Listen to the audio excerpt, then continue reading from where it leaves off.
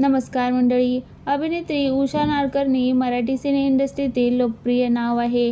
केवळ मराठीतच नाही तर हिंदीतही अनेक महत्त्वपूर्ण भूमिका साकारून प्रेक्षकांच्या मनावर आपल्या अभिनयाची छाप उमटवली आहे. आजही वयाच्या 80व्या वर्षी त्या अभिनय क्षेत्रात सक्रिय आहे.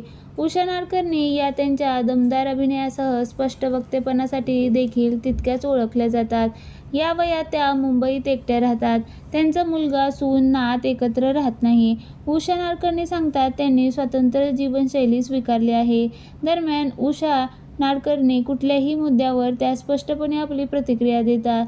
नुकतीच त्यांनी राजश्री मराठीला मुलाखत दिली. या मुलाखतीत आऊंनी पहिल्यांदा त्यांच्या वैवाहिक आयुष्याबद्दल भाष्य केलं. त्या म्हणाल्या, आमच्या कुटुंबामध्ये आम्ही 4 भावंड आणि आई-पप्पा होते. माझं लग्न झालं, त्यानंतर भावाचं आणि मग बहिणीचं झालं.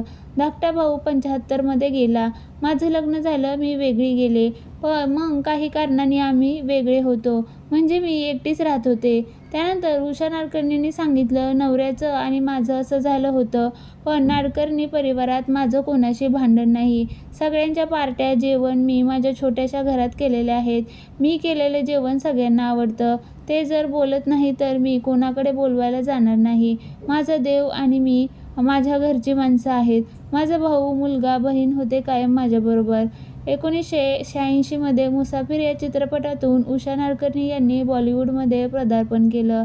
त्यानंतर त्या प्रतिघात, लव, वास्तव, आर. राजकुमार यांसारख्या चित्रपटांमध्ये दिसल्या.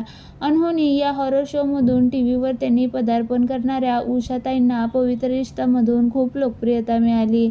याशिवाय त्यांनी कुमकुम, कुछ इस तरह, कैसे मुझे तुम मिल गए मध्येही काम केलं. त्यांनी बिग बॉस मराठीच्या पहिल्या सीझनमध्येही सहभाग घेतला होता आणि 77व्या दिवशी त्या घराबाहेर पडल्या होत्या.